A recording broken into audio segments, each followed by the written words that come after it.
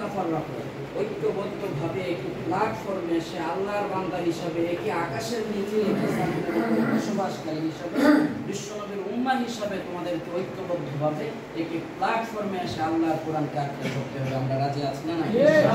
সম্মানিত উপস্থিতি, কোরআনে কারীম সূরাতুল মারইয়াম পারা নম্বর 16 পৃষ্ঠা নম্বর 5 প্রথম লাইন আল্লাহ রাব্বুল আলামিন বলছেন, খুলিল কিতাব বিকুওয়া, hold the book with strength. অত্যন্ত শক্তভাবে আল কিতাব, আল কোরআনকে আঁকড়ে ধরো। আমরা রাজি আছি না?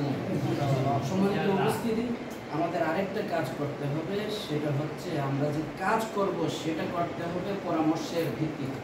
আল কোরআন বলেছে ওয়া আমরুহুম শুরা বাইনাহুম, দেয়ার অ্যাফেয়ার্স বাই মিউচুয়াল কনসালটেশন। তাদের সমস্ত কাজগুলো পরামর্শের ভিত্তিতে হবে। সেক্ষেত্রে আমরা অনুসরণ করব কাকে, সেটি আল কোরআনে আছে না নাই?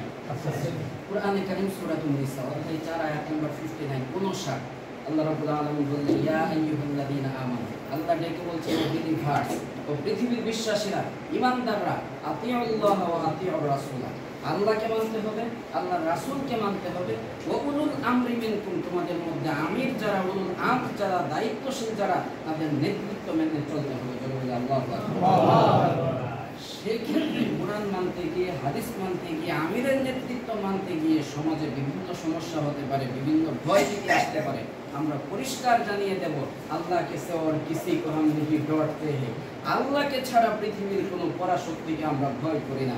জোরে বলি ইনশাআল্লাহ। আমাদের এই কথা মনে রাখতে হবে, ইয়াদুল্লাহি আলাল জামাআ, বিশ্বনবী, আমার নবী, আপনার নবী, বিশ্বসভার সভাপতি, নবিকুল আম্বিয়া, নবিকুল সরদার, সমস্ত নবী রাসূলদের মাথার মুকুট, শামসুদ দুহা, বদরুদ্দুজা, শামসুল হিদায়া, আইনুদ দিরায়া, সুলতানুল মাদিনা, আফতাবে নবুওয়াত, সরওয়ারে কায়নাত, আমার নবী, আপনার নবী, বিশ্বনবী মুহাম্মদ সাল্লাল্লাহু আলাইহি ওয়াসাল্লাম বলেছেন, ইয়াদুল্লাহি আলাল জামাআ, আমরা বিশ্বাস করি, শিওরলি, ভেরিলি, অবশ্যই সাহায্য জামাতের উপর। কথা ঠিক কি?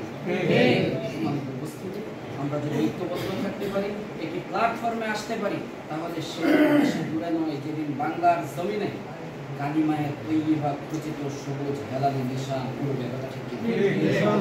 উপস্থিতি, আপনাদের স্মরণ করিয়ে দিতে চাই, আমরা সেই জাতি যাদের ধমনীতে বইছে খালেদি খুন, যাদের নিঃশ্বাসে প্রশ্বাসিত হচ্ছে আইয়ুবী হুঙ্কার, বীরের জাতি জাগুন, সিংহের জাতি গর্জে উঠুন, মাথায় মুশরিক, বুকে পাক কোরআন নিয়ে আমাদেরকে এগিয়ে যেতে হবে। রাজি আছে না? ইনশাআল্লাহ। শেষে সবার সুস্বাস্থ্য, উন্নত ভবিষ্যৎ, সমৃদ্ধি কামনা করে আমি আমার বক্তব্য শেষ করছি। আসসালামু আলাইকুম ওয়া রাহমাতুল্লাহি ওয়া বারাকাতুহু।